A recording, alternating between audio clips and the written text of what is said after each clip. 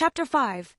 After what felt like an eternity in a frozen hell, Helena finally made it back home. Icicles-coated strands of her long auburn hair weighing down on her head. She quickly shed her useless coat and kicked off her soaked boots.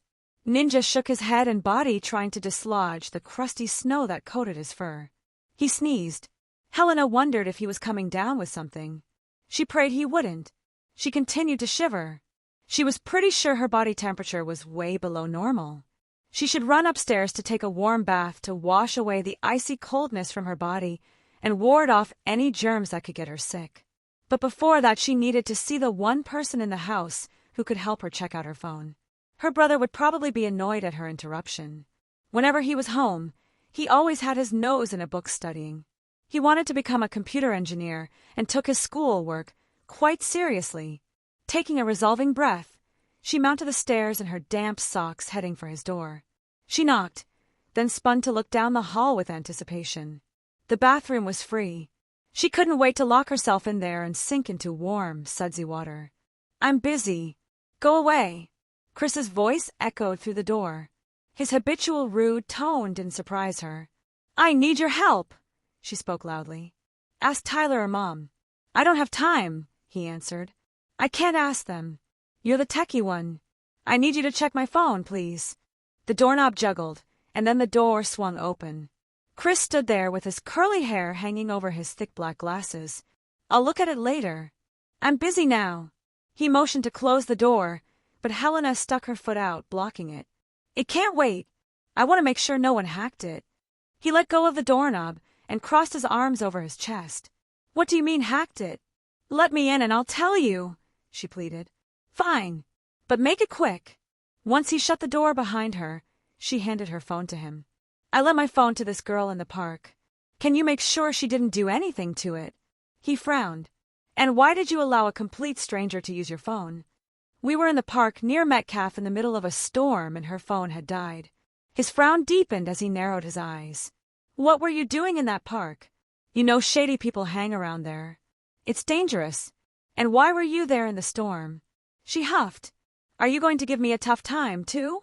I didn't plan it. I was taking Ninja out for a walk when he just took off on me. I finally caught up to him when he ran into the park. And before I could get out, the girl walked up to me and asked me for my phone." He grunted. "Do you know how dangerous that is?" Helena rolled her eyes. "Okay, yeah, whatever. Are you going to check the phone out or not?" She held it out.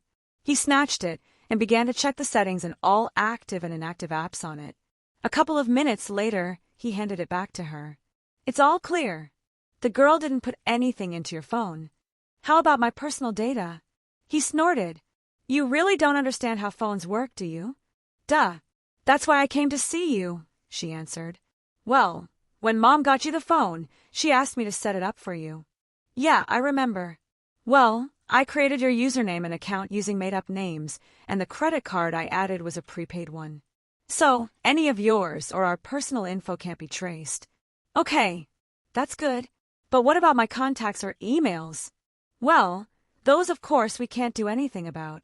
"You mean she could have gotten that info?" "Well, it depends on how long she used it." "Not more than a couple of minutes." "Did she have another phone on her?" he asked. "Yes, but she gave it to me to hold while she made her call, to prove to me she wasn't going to run off with mine." "So, then you have nothing to worry about, Helena." He tossed her phone to her. She caught it, then eyed him. "You're sure?" "Yes, I'm sure." He rested his hands on her shoulders and guided her to the door. "Now, do you mind leaving so I can get back to my homework?" She walked out as he shut the door. She peered down at her phone. At least that dilemma was cleared. She hurried toward the bathroom at the end of the hall, eager to take a bath and start warming up. Chapter 6. The chill in Helena's bones hadn't dissipated as she had anticipated. Instead, it felt like it had coiled itself around her limbs. Only her core felt warm. She'd gone into the basement to get the portable heater, then into the kitchen to make herself a hot chocolate, and had carried both upstairs into her room. She set the heater close to her feet while she sat at her desk sipping the hot chocolate. She closed her eyes, enjoying the internal and external heat.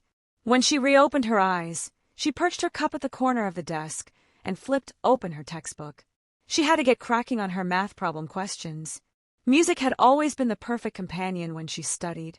It helped her focus and also filter out all the household creaks and sounds that might distract her. She slipped on her headphones and selected the first playlist on her phone. Blue Oyster Cult, Don't Fear the Reaper, began to play while she quickly delved into the first question regarding statistics.